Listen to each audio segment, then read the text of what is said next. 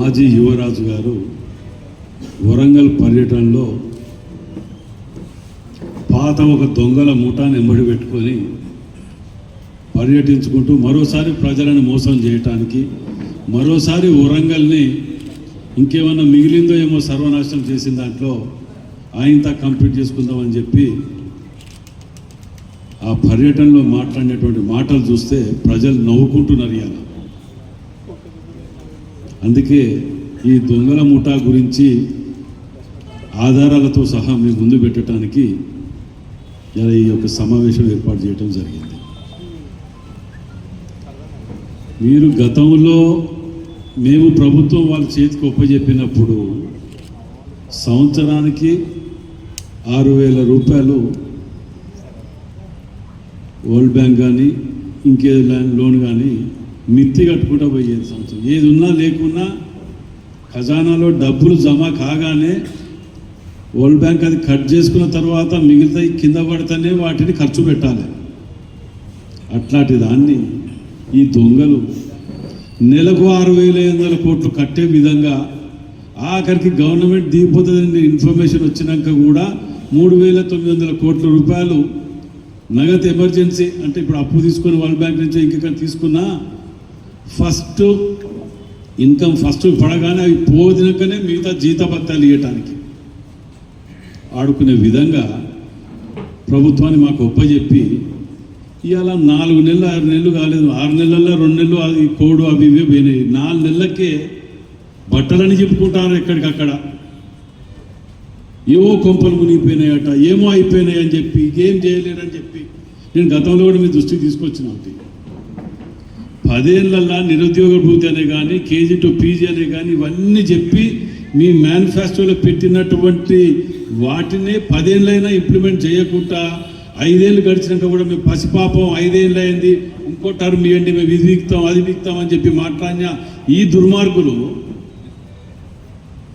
ప్రత్యేకంగా రాష్ట్రంలో వరంగల్ని నాశనం చేసిన ఈ దుర్మార్గులు నాశనం చేస్తుంటే కూడా మాట్లాడని వరంగల్ బీఆర్ఎస్ దుర్మార్గులు దొంగలు వీళ్ళు అలా వచ్చి మాట్లాడుతున్నారు 6 నెలలకే అంటే సిగ్గనిపించట్లేదండి.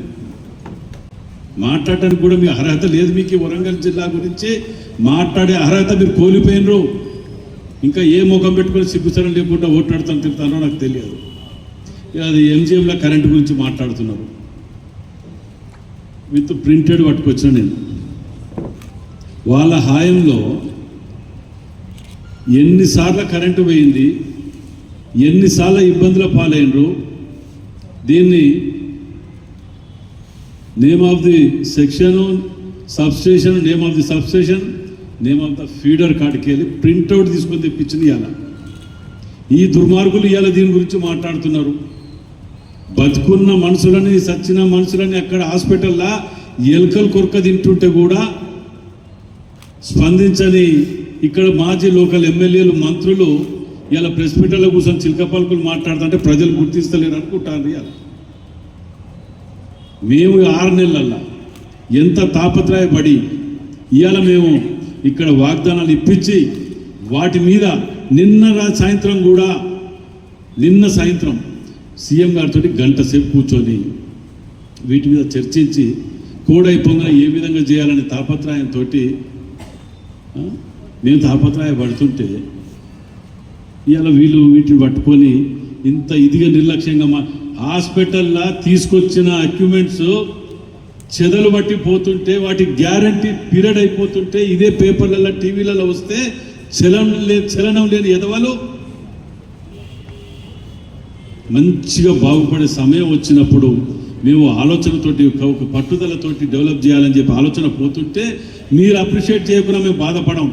ఇవాళ దుర్మార్గులు దొంగలు అని నేను అంటున్నామంటే కారణం ఏంటంటే కడుపు అంటే 4 నెలల్లో మేము ఏమి చేయాలో ఇన్ని చేసుకుంటూ వస్తుంటే అప్రిషియేట్ చేయకుండా పర్లే కానీ విమర్శించడం ఇలాంటి మాటలు మాట్లాడుతుంటే చేతగాని దద్దమ్మలు మీరెన్నడూ కూడా ఈ కబ్జాలకు దోపిడీలకు పాల్పడ్డారు. కానీ మీరెన్నడూ అభివృద్ధి గురించి తోడ్పడిపడ్డ దాఖలు ఎక్కడా లేదు. అందుకే ఇలా మాట్లాడిన యువరాజు గారిని అడుగుతాను, మీ కుటుంబంలో ఒకరు లిక్కర్ కేసులో, ఒకరు ఇంకో కేసులో పోతారు. మీరు కూడా మాట్లాడితే ప్రజలు నమ్ముతారని ఎట్లా అనుకుంటాం చెప్పండి. సెంటర్ రియల్ గురించి మాట్లాడి సెంటర్ రియల్ని తీసేసి ఉన్న 300 కోట్లు 400 కోట్లు ఇచ్చి 700 కోట్లు ఎత్తుకపోయింది మీ అయ్య కాదా? దానికి జవాబు చెప్పడానికి దొరకదు జవాబు. మీరు మహారాష్ట్ర బ్యాంకులో తీసిన లోన్ ఖైదాల కాడికి వెళ్ళి తీసి ప్రెస్ మీట్ పెట్టి ధర్నాలు చేస్తే జవాబు చెప్పలేని దద్దమ్మలు మీరు ఏదో అట్లా వచ్చి పర్యటన వచ్చి ప్రెస్ మీట్ పెట్టి అటు అవతల పడటమే తప్ప మీకు ఏ చేత కాదు. కలవలే. కరెంటు పోయిన దాని మీద అదృష్టం బాగుండి దేవుని దేవాలయం ఎవరికి ఏం జరగలేదు. అదేదైనా జరిగితే బాధ్యులు ఎవరు అనే దాని మీద పూర్తి స్థాయి విచారణ చేయమని చెప్పి ఆదేశించడం జరిగింది. దాన్ని ప్రక్షాళన చేస్తున్నాం. మేము వచ్చింది 3 నెలలే కదండి. ఎవరే కానీ 6 నెలలు అయింది, ఎలక్షన్ అయ్యి 5-6 నెలలు అయింది.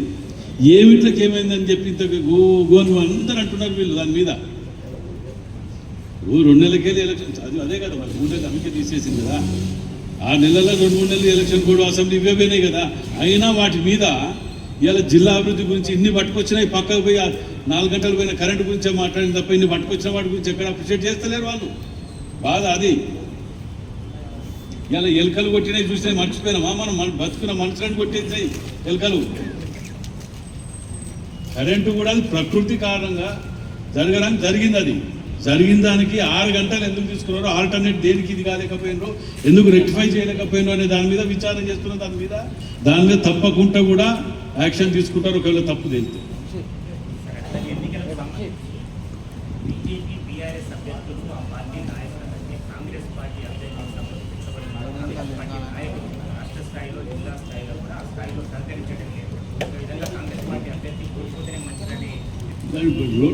బయట ఉంది అంటారు. వాటి అన్నిటికీ మనం జవాబు చెప్తే మేము ఇప్పుడు చెప్పిన నేను ఒక జిల్లా అధ్యక్షుని, ఒక ఎమ్మెల్యేని ఆశీర్వదించండి, ఆయన మీద కేసులు పెట్టి దొంగలు కేసులు పెట్టియాలి, ఇన్ని కేసులు అన్ని కేసులు అంటున్నాను. గెలిపామని 100% తీర్మానం వల్ల గెలుస్తున్నాడు. మీరు చూడండి. టికెట్ ఇవ్వకపోతే మారిన వాళ్ళు వీళ్ళు సంసారాలు అవుతారు. వీళ్ళందరూ ఆ పార్టీలకి ఈ పార్టీకి ఆ పార్టీలు అందరూ సంసారాలు అవుతారు. ఇప్పుడు రత్నం అట ఆయన ఏది బిల్లు యూనివర్సిటీ అడిగిన పుట్టాల పాట అడిగినాడు కేటీఆర్ అంటారు. మరి నువ్వేంటిది? ఓటీబీపీ ఈయనే వీళ్ళ చెల్లె మ్యాక్డాల్ ఈమె. ఆ పేర్లు మీరు పెట్టలేకనా?